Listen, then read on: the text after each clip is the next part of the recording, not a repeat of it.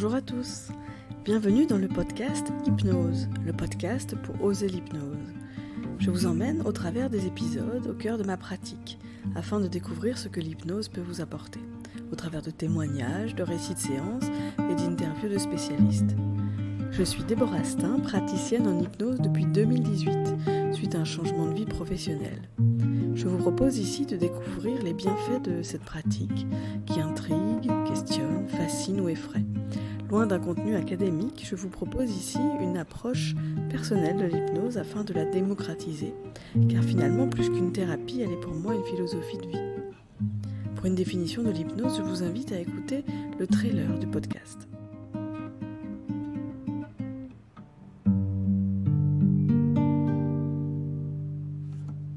Aujourd'hui, j'aimerais vous inviter à réfléchir aux bienfaits de la pause.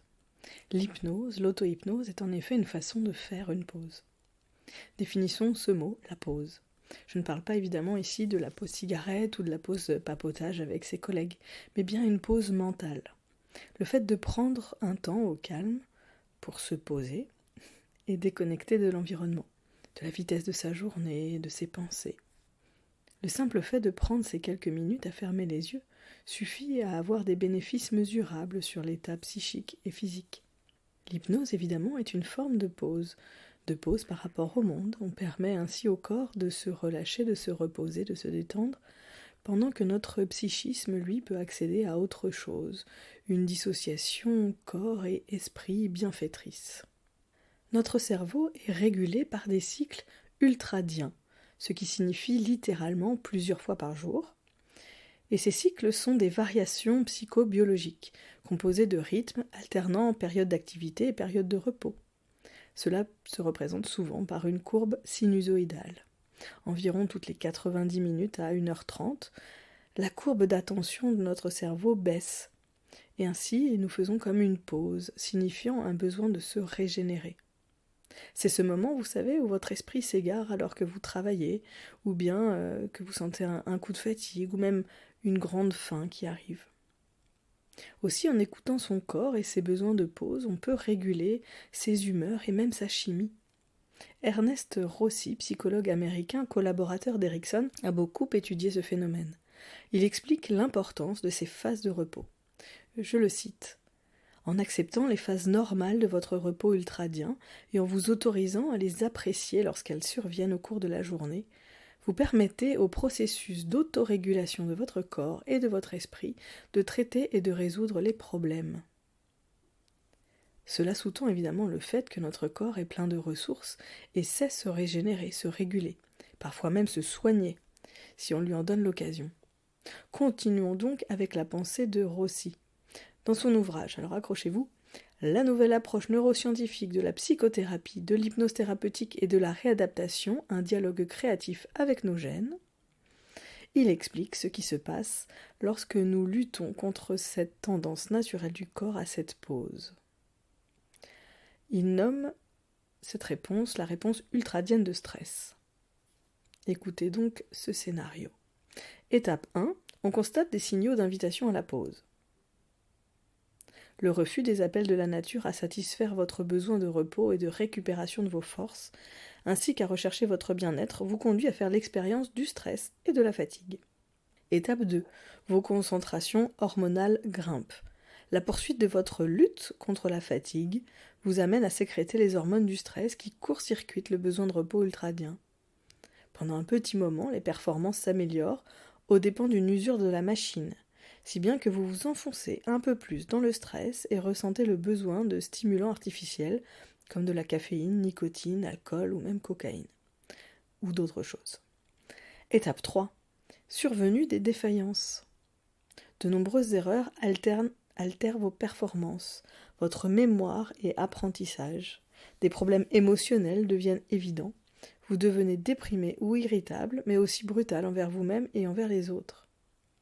Étape 4, le corps se rebelle. Maintenant, les symptômes psychosomatiques habituels font leur apparition et vous obligent à vous arrêter et à vous reposer. Ils vous laissent avec un sentiment tenace d'échec, de dépression et d'atteinte corporelle. Ce scénario donc de lutte contre l'appel du corps à se reposer, à faire une pause, Regardons maintenant ces mêmes étapes si au contraire on répond à la tendance de ce repos. On nomme ici la réponse ultradienne de guérison. Étape 1, les signaux de reconnaissance apparaissent.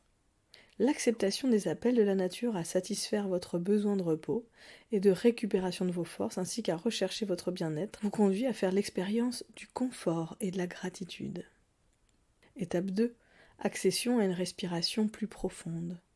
Une respiration spontanée plus profonde survient toute seule après quelques instants de repos pour vous signaler que vous êtes en train de glisser dans un état plus profond de relaxation et de guérison. Explorez la sensation de confort plus profond qui se produit spontanément ensuite. Demandez-vous jusqu'à quel niveau de guérison peuvent vous mener les liens qui unissent votre esprit et vos gènes en une attitude de compassion sans passion. Guérison corps-esprit. Spontanément se mettent en route des rêveries, des souvenirs, des images colorées par des sentiments, une imagination créatrice et des expériences lumineuses qui vont vous permettre de guérir et de voir votre vie différemment. Certaines personnes font une sieste. Étape 4. Rajeunissement et réveil. Un réveil naturel avec des sentiments de sérénité, de clairvoyance et de santé associés à la visualisation de la façon dont vous allez pouvoir améliorer vos performances et votre bien-être en ce monde. Un beau programme. Le scénario 2 est évidemment plus lumineux. À vous de choisir. En tout cas, d'avoir les informations, d'avoir les données et de savoir reconnaître ces signaux, c'est important. Et comme il a été mentionné dans ce texte, une des façons de suivre l'invitation physique à ce repos, un des moyens les plus accessibles est sans doute la sieste. Alors culturellement, la sieste est perçue différemment. Par exemple, en Chine, elle est obligatoire en entreprise. Les employés sont même obligés de faire semblant de dormir, sinon c'est assez mal vu. Imaginez. Alors qu'en France, c'est plutôt au contraire mal vu de faire la sieste. De moins en moins, évidemment, car l'information se diffuse, il est important de faire cette pause mentale de toute façon que l'on dorme ou pas. Les bienfaits prouvés de la sieste sont nombreux. D'après Byron.fr, la sieste stimule votre capacité d'apprentissage, améliore votre mémoire et aide à réduire votre tension artérielle. Elle permet notamment de renforcer le système immunitaire, de diminuer le stress et le risque de maladies cardiovasculaires, et aussi d'améliorer le fonctionnement de la mémoire. Nous allons aujourd'hui nous entretenir avec quelqu'un qui s'y connaît en sieste, Gabrielle de Valmont, entrepreneuse et créatrice de Nap & Up. Bonjour Gabrielle. Bonjour. Vous avez créé des cocons à sieste. Est-ce que vous pouvez nous dire comment vous est venue cette idée ? Alors les cocons à sieste, l'idée vient de mon expérience à la fac. J'ai monté cette société avec mon associé Camille. Et en fait à la fac, on était dans un environnement qui était très bruyant, fatigant et stressant par période. Et c'est vrai qu'on avait nulle part où poser, fermer ses yeux, se poser quelques minutes entre deux examens, entre deux amphis. Et on a voulu créer des espaces de micro-sieste et des espaces cocooning pour pouvoir justement fermer les yeux quelques minutes pendant sa journée. On s'est rendu compte que c'était pas si évident que ça dans la culture, et quand on en a parlé autour de nous, le problème venait vraiment des entreprises où là il y avait un réel besoin et un réel frein culturel quand on voulait parler du sommeil, de la micro-sieste dans la sphère professionnelle. Donc on s'est dit qu'il y avait peut-être quelque chose à faire, peut-être quelque chose à inventer. C'était une période où il y avait le concept de la qualité du travail qui était très à la mode, avec des initiatives sur la diététique, sur le sport. Mais alors parler de sommeil, c'était vraiment interdit. Alors que c'est vital. Complètement. Ça fait partie des besoins primaires. Du coup, on a décidé de créer ce concept avec le cocon à sieste et toute une formule d'accompagnement pour les entreprises avec de la sensibilisation sur le sujet du sommeil, de la gestion du stress. Super. Est-ce que vous pouvez nous expliquer comment fonctionnent ces cocons ? Qu'est-ce que c'est concrètement ? Alors le cocon à sieste, il a été imaginé pour le lâcher-prise. On sait que déconnecter, fermer les yeux dans un environnement professionnel, c'est compliqué. On a le regard des collègues, on a le regard des autres. Et du coup, on a voulu créer un concept très cocooning, très régressif. D'où cette idée d'avoir une isolation visuelle. Donc le cocon à sieste, c'est un fauteuil ergonomique avec un peu comme une capote de poussette, une capote qui vient se refermer partiellement sur le corps pour offrir un espace d'intimité.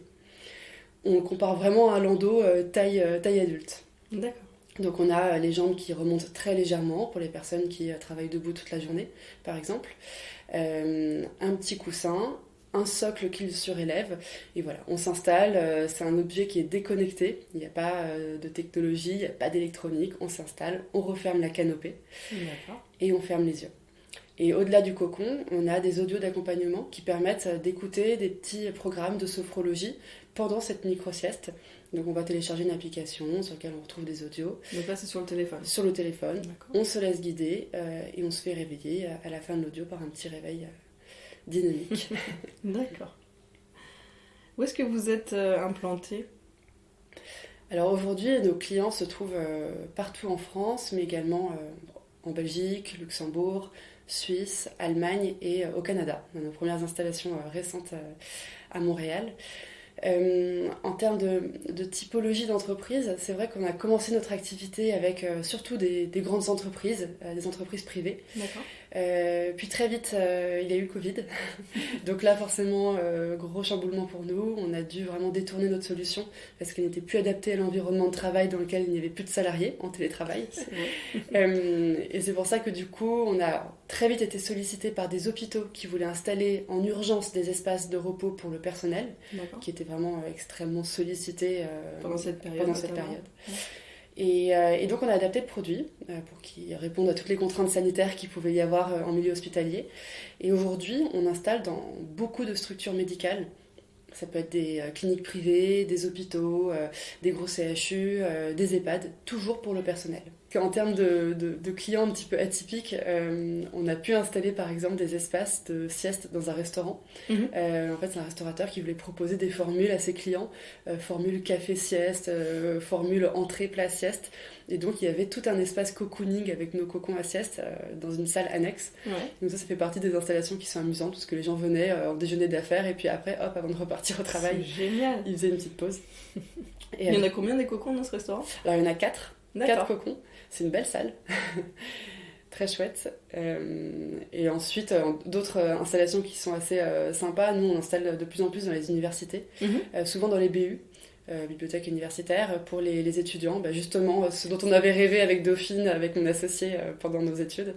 Et ça répond à votre problématique de départ. Exactement, ça faisait les universités ont besoin de se reposer. Exactement. Super. Quels sont les bénéfices de la pause selon vous ou de la sieste ? Après on fait ce qu'on veut dans le cocon, effectivement, soit on dort pas, mais en tout cas on prend ce temps de pause. Quels sont les bénéfices selon vous ? Alors pour la micro-sieste, d'abord je vais aborder le sujet vraiment de ceux qui recherchent cette phase de somnolence. On a la chance d'avoir beaucoup d'études qui ont prouvé les bénéfices de cette micro-sieste. On a eu d'abord la NASA il y a quelques dizaines d'années, maintenant il y a l'université de Chicago qui ont fait des études sur l'impact de la micro-sieste sur le corps, sur le cerveau. On sait maintenant qu'une micro-sieste elle a un impact sur la vigilance, sur la mémoire, et surtout sur la diminution du stress. Et ça, c'est une notion qui est assez intéressante. En fait, quand on est fatigué, on génère en excès une hormone qui est le cortisol. C'est-à-dire que notre corps n'arrive plus à réguler la sécrétion de cette hormone du stress, qui est le cortisol. Après une micro-sieste, il a été prouvé que du coup, ce niveau de cortisol est enfin régulé comme en état normal, hors fatigue. Donc, il y a un réel impact de la micro-sieste sur le stress. Au-delà de du coup tout ce qui est vigilance, mémoire, attention. Et du coup pour compléter sur la partie vraiment hors sommeil, le fait simplement de fermer les yeux quelques minutes, se concentrer sur sa respiration, même si on ne dort pas, ça a un impact extrêmement positif. On ressort plus détendu, plus concentré, même si on n'a pas dormi. Les bénéfices de la pause. Sur les bénéfices de cette pause, en fait, nous on entend de plus en plus parler de ce concept de reset. En fait, de remise à zéro, de nouveau départ. Moi, j'aime bien ce concept parce que c'est vrai qu'après une micro-sieste, on a l'impression vraiment de se réveiller après une nuit de sommeil. Alors, forcément, si on est dans un état de fatigue extrême, ces bénéfices ne vont pas durer très longtemps. On va les retrouver pendant une demi-heure, 1 heure, 2 heures. Mais vraiment, on a cette impression de renouveau après cette micro-sieste. Et ça, je trouve que c'est une notion de reset qui est assez chouette. Est-ce que toi-même tu utilises ces cocons du coup au quotidien ou... Ouais, alors on a la chance d'avoir une belle salle de sieste dans nos bureaux qui est accessible à l'ensemble des collaborateurs. Le contraire aurait été étonnant. La sieste est largement conseillée. Ouais. Il est presque mal vu de ne pas faire sa sieste. D'accord. Et oui, moi je l'utilise. Après, on est confronté comme tout le monde à des journées où voilà, on n'arrive pas à trouver ce moment. Mais au maximum, dans la semaine, on essaie de le faire 2-3 fois sur cette petite pause de 15 minutes.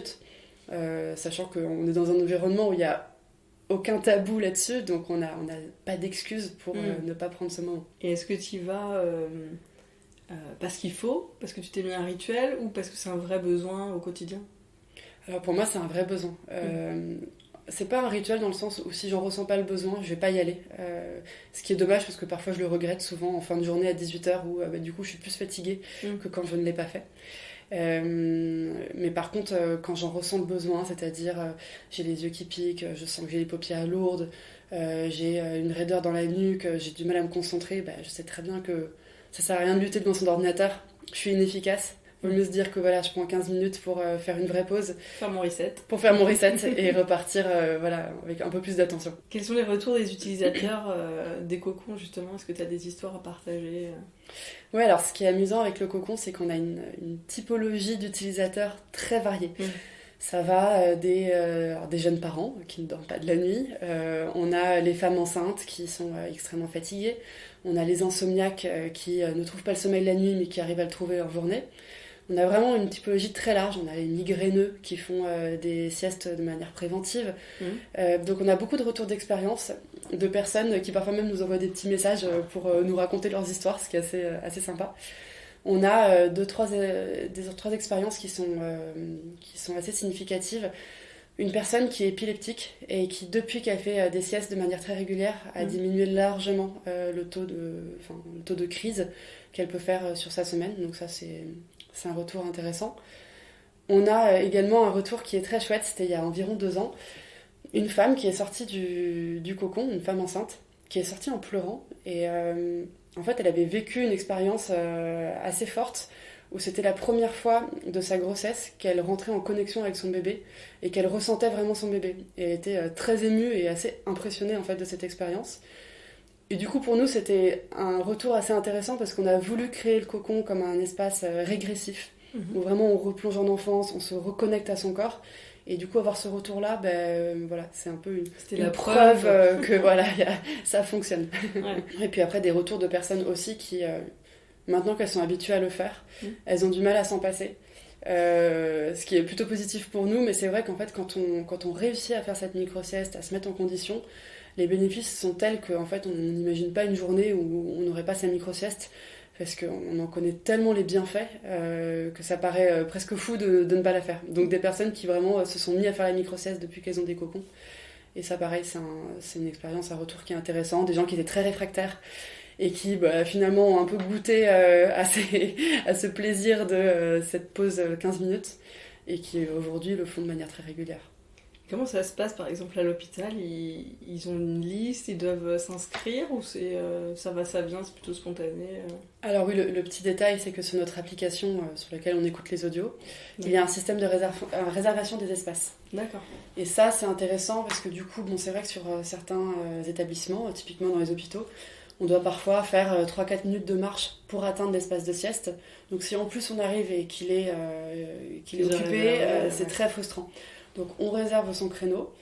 Après, l'idée, c'est de ne pas réserver 2 jours à l'avance sa micro-sieste, mais c'est plutôt de prévenir, de vérifier que l'espace est libre quand on a envie d'y aller, et de prévenir qu'il est occupé en réservant.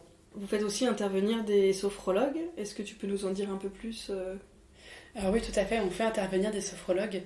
Ça, c'est quelque chose qui est vraiment à la demande de nos clients, puisqu'on a beaucoup de retours d'utilisateurs, de salariés, qui adoreraient savoir faire des micro-siestes, mais qui nous disent en fait, moi, je ne sais pas faire. Je ne vais pas aller faire la sieste parce que je ne sais pas faire.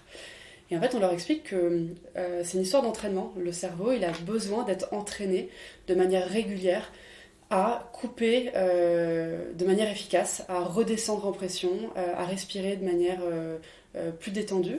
Et ça s'apprend. On travaille par exemple avec des sophrologues qui sont également préparateurs pour des sportifs de haut niveau, qui sont coachs. Toute l'année, ils entraînent leurs sportifs à faire des micro-siestes pour que le jour J, en condition de match ou autre, eh ben, ils puissent, même s'ils soient très très stressés, qu'ils puissent faire cette micro-sieste. Cette récupération avant les Voilà. matchs et tout. Okay. Avant les matchs, entre deux tournois, voilà, les moments qui sont vraiment très stressants, arriver à redescendre en pression, si eux arrivent à le faire, c'est parce qu'ils ont été exercés toute l'année. Donc on fait intervenir ces sophrologues, on a un cours de micro-sieste à destination des salariés, où on apprend avec des petits exercices de respiration, de déconnexion, à faire des micro-siestes dans les transports, dans sa voiture sur une aire d'autoroute, quand on est en télétravail sur son canapé ou autre. On arrive à la fin de l'interview, est-ce que tu souhaites rajouter quelque chose? Est-ce qu'on aurait oublié moi, un sujet important? Important, je ne sais pas, mais moi je ne peux que conseiller à des personnes qui sont un peu stressées, qui sont insomniaques, qui ont tendance à avoir du mal à lâcher prise, à s'exercer en journée, à faire cette micro-sieste, parce qu'elle a vraiment beaucoup de bienfaits, et que même si on ne dort pas, c'est pas parce qu'on ne dort pas que sa micro-sieste est ratée. Et ça, je pense qu'il faut bien le retenir, parce que malgré tout, c'est important de s'octroyer ce moment.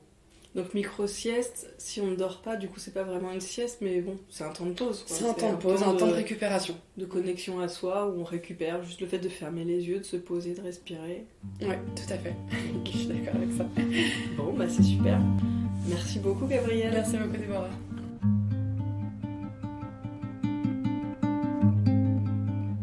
Je vous propose maintenant de tester les bienfaits de la pause en ne faisant rien. Oui, c'est étonnant. Mais le protocole de Gaston Brosseau, qui s'intitule « Ne rien faire », l'est aussi. Bonne écoute. Installez-vous confortablement, isolé, tranquille, pour prendre ce moment de pause pour vous. Idéalement, vous pouvez mettre des écouteurs pour être pleinement immergé dans l'expérience. C'est parti. Vous pouvez fermer les yeux. À partir de maintenant, je vous demande de ne rien faire. Ne rien faire. Cela signifie que vous n'avez même pas à m'écouter. Une partie de vous va demeurer à l'écoute de ce que je dis et c'est amplement suffisant. Vous avez le loisir d'aller vous promener intérieurement où vous le désirez. Sentez-vous libre. Vous ne faites rien. Vous ne faites rien pour vous détendre. Vous ne dépensez aucune énergie à vous relaxer. Vous ne faites rien. Les économies d'énergie à ne pas vouloir vous détendre, à ne pas vouloir vous relaxer, se rassemblent en vous et vous pourrez les utiliser à votre guise.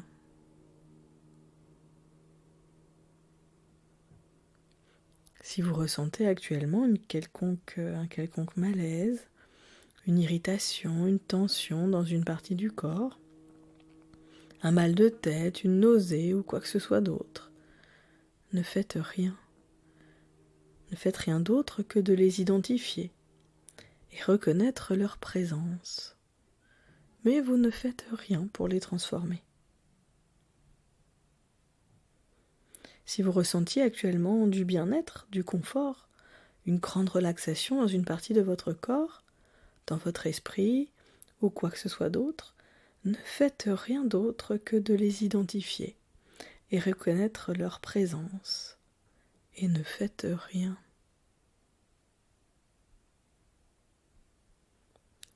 Encore une fois, vous ne faites rien. Vous ne faites aucun effort pour vous détendre. Vous ne dépensez aucune énergie à tenter de vous relaxer.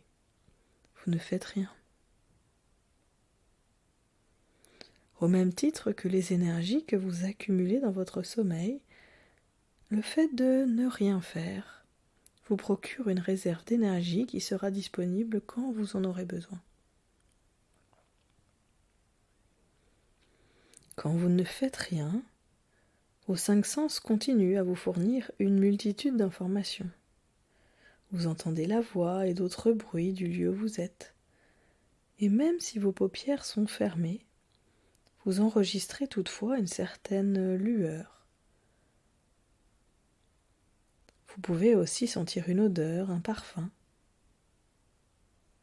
Vous pouvez continuer de goûter quelque chose au niveau de votre bouche. Vous pouvez sentir votre corps sur le fauteuil et tant d'autres perceptions avec vos sens. Et tout ceci vous permet de prendre connaissance de votre schéma corporel, de l'ensemble de votre corps. Votre épiderme, par exemple, vous donne une indication assez juste de la température ambiante.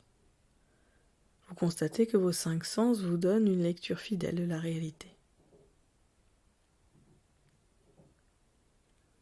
Et ne rien faire, c'est prendre conscience que vos sens vous fournissent un cadre de référence qui vous aide à vous situer par rapport à l'extérieur.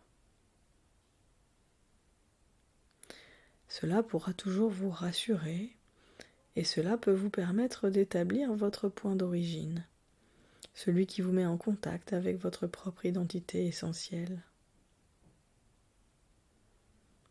Vous continuez de ne rien faire.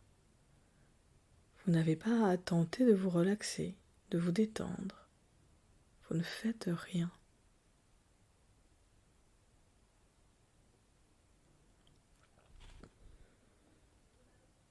Portez maintenant attention à votre respiration, sans pour autant en changer, sans pour autant changer le rythme.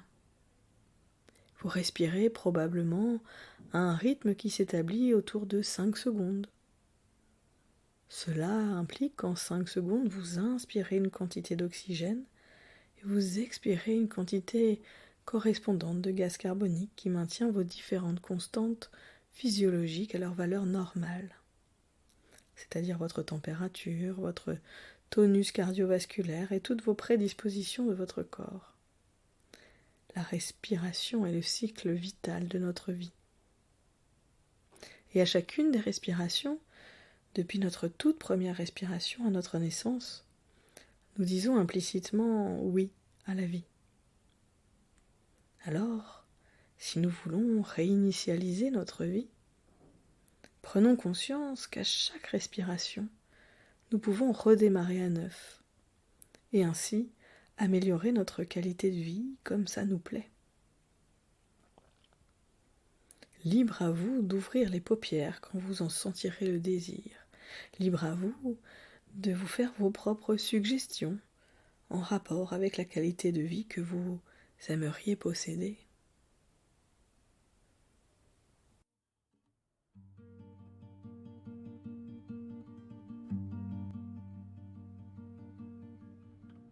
L'épisode touche donc à sa fin.